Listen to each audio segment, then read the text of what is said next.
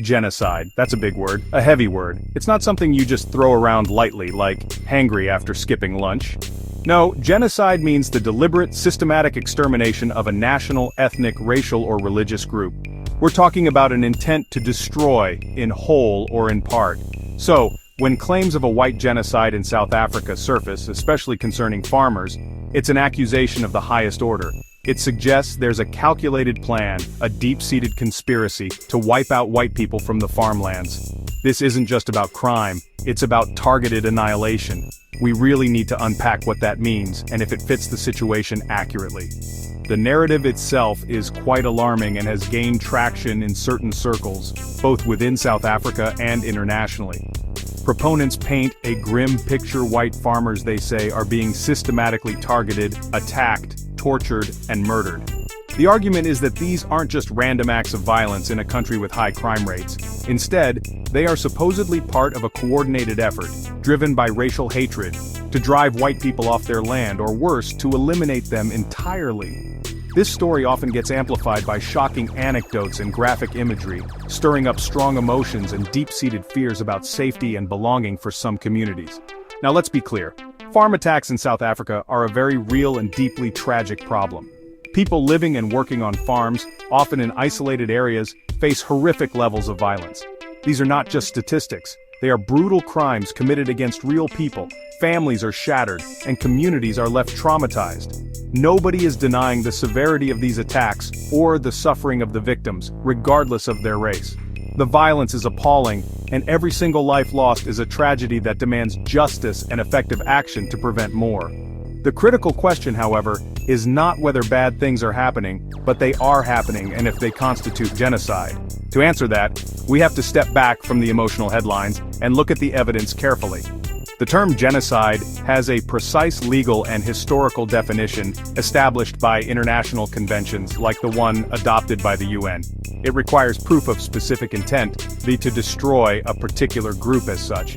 It's not simply about high crime rates, even if those crimes are disproportionately affecting a certain community or are particularly heinous in nature. So, our job here is to sift through the noise, examine the facts, the statistics, the context, and the motivations attributed to these acts. Is this a targeted campaign aimed at eliminating white farmers, or is it part of a larger, more complex issue? So let's talk numbers.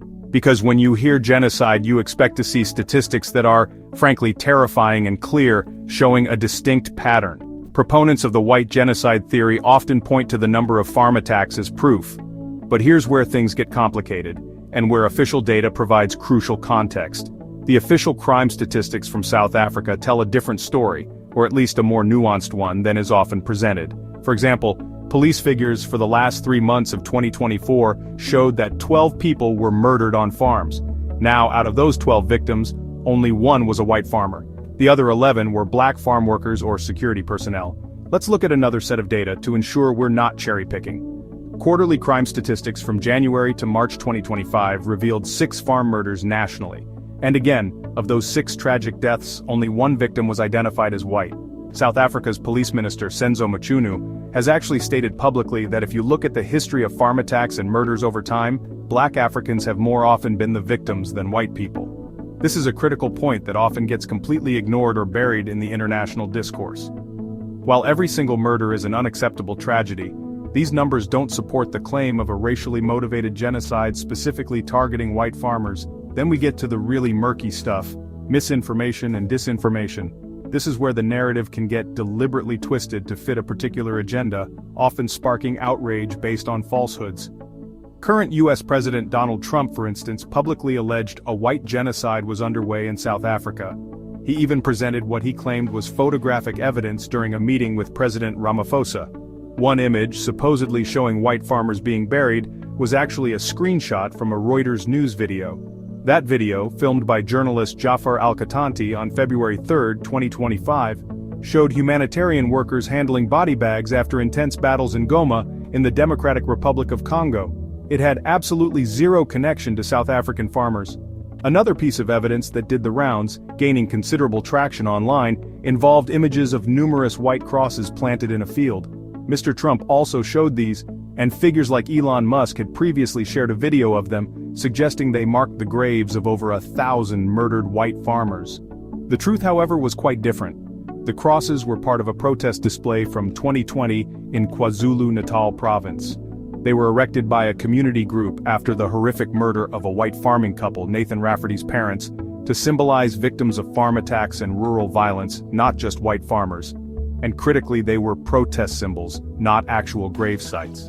Mr. Rafferty himself expressed his shock at how this memorial was distorted. Now, who is pushing these narratives, and why? It's important to understand the key players.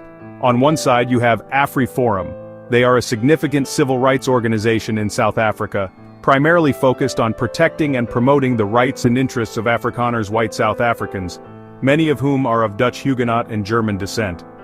AfriForum is extremely vocal about the issue of farm murders and rural safety. They also campaign strongly against government policies like land expropriation without compensation, which they argue unfairly targets white landowners and threatens food security.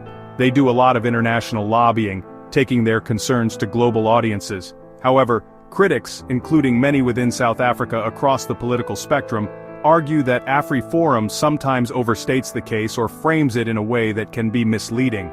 They are accused of focusing almost exclusively on farm attacks as a racial issue, primarily affecting white people, and thereby downplaying or ignoring victims of other races on farms and the broader crime crisis. By focusing so intensely on the white farmer victim narrative and using terms that evoke existential threat, some say they contribute, perhaps unintentionally at times, to the perception of a brewing genocide. This, critics suggest, helps them garner international sympathy, support, and funding for their cause. AfriForum, of course, would strongly dispute this, arguing they are simply highlighting a very real crisis. Then, on a very different end of the political spectrum, you have the Economic Freedom Fighters, or EFF. This is a far-left political party, and they are known for their fiery, often radical and populist rhetoric. Their leader is Julius Malema, a controversial figure who was actually expelled from the ruling African National Congress, ANC, over a decade ago for sowing division. The EFF makes a lot of noise, and one of the things they are most notorious for is Malema leading chants of an old anti-apartheid struggle song. This song includes the highly controversial lyric Dubul Ibhunu, which translates from Zulu to kill the Boer or shoot the Boer. Boer means farmer, but it's historically and often derogatorily associated with white Afrikaners. Now, you can easily imagine when a prominent political leader is on stage leading thousands in a song that includes kill the Boer, it doesn't exactly pour oil on troubled waters or promote racial harmony. It understandably causes immense fear, anger, and anxiety among many white South Africans, especially those in farming communities who feel vulnerable. While South African courts have, in specific legal contexts, deemed the song a part of historical struggle expression rather than a literal incitement to violence today, its continued use by a political party is deeply divisive and inflammatory. The EFF also aggressively calls for the expropriation of land without compensation. Even though they are a minority party and do not set government policy, their provocative statements undoubtedly feed into the fears. So, with all this noise, accusations flying, and international attention, what's the official word from the people actually running South Africa?